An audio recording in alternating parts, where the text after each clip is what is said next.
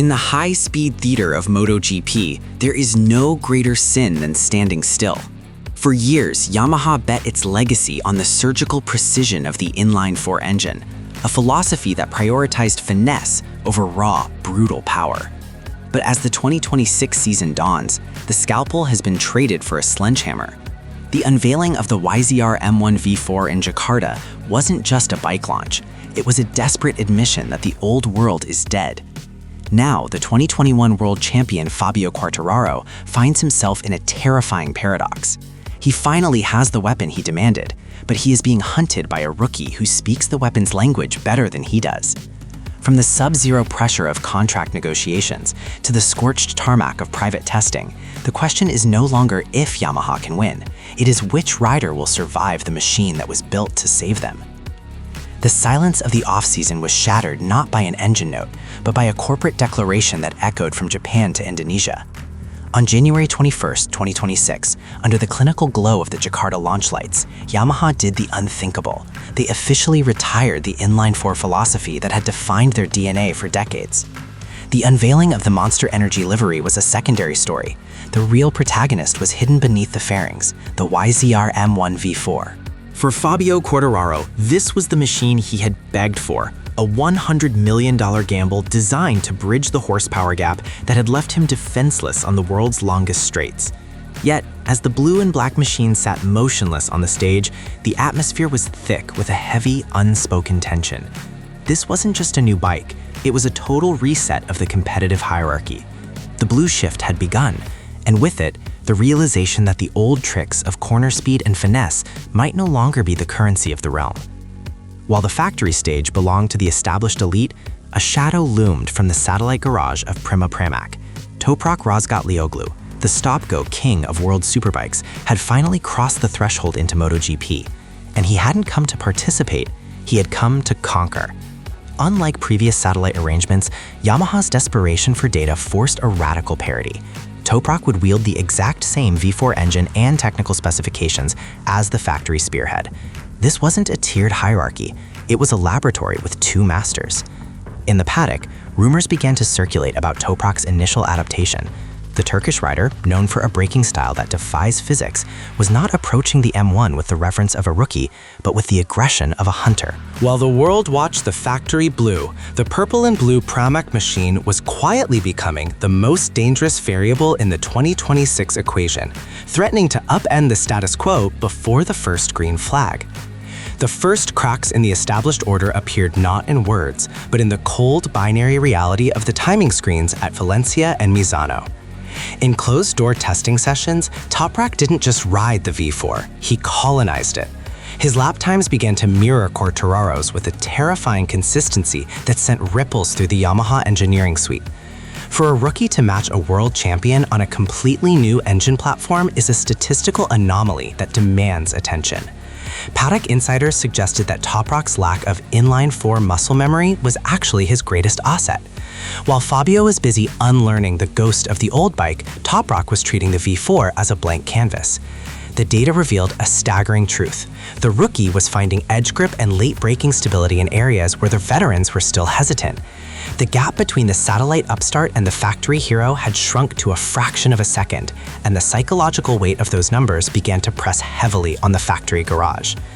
The transition from an inline-4 to a V4 is not a mere engine swap, it is a fundamental shift in the laws of motion.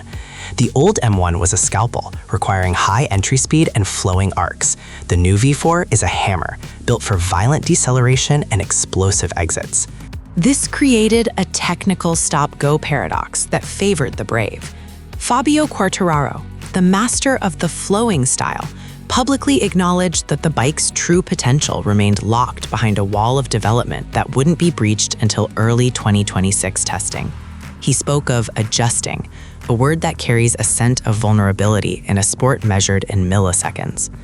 Conversely, Toprak's entire career had been built on the stop and squirt philosophy. The very characteristics that made the V4 a challenge for Fabio were a natural extension of Toprak's own DNA. The technical evolution of the motorcycle had accidentally moved away from its champion and directly into the path of its most explosive newcomer.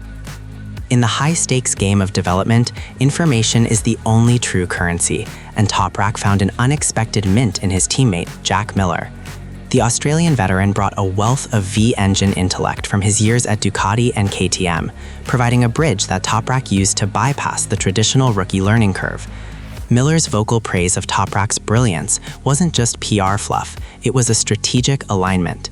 Miller recognized that Toprak's experience with the stiffer carcass of Pirelli tires gave him a unique perspective on how to load the front end of the Yamaha, a perspective that was radically different from Fabio's Michelin-centric data. Together, the Pramac duo began to form a shadow factory team. While Fabio worked in the isolation of the primary garage, the Miller-Toprak partnership was accelerating the V4's evolution through a collaborative exchange that threatened to leave the factory's development path in the rearview mirror. Behind the scenes of the 2026 launch, a timer was audibly ticking on Fabio Quartararo's future. The Frenchman's loyalty to Yamaha had been bought with the promise of the V4 project, but that loyalty came with a hidden expiration date. If the V4 did not produce immediate podium-contesting results, Fabio's tenure as the spearhead would face an existential crisis. His contract extension beyond 2026 was no longer a formality, it was a performance-contingent negotiation.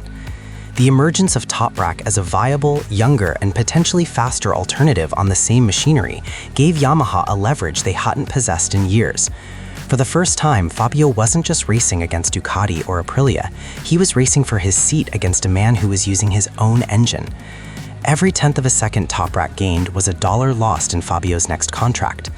The internal pressure was becoming a vacuum, sucking the oxygen out of the factory's optimistic launch narrative. On January 13th, in the historic setting of Siena, Italy, Toprak unveiled his Prima Pramac livery, a striking blend of purple and blue that many noted bore a suspicious resemblance to the factory machine's aerodynamic silhouette.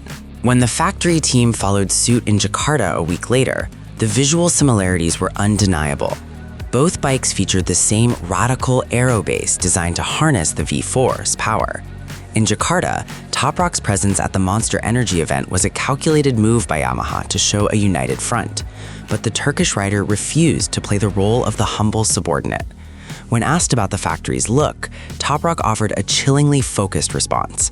He wasn't there to admire the blue and black paint. He was there to beat the man sitting on it. He didn't see the factory livery as a symbol of status, but as a target. The aesthetic of war was set.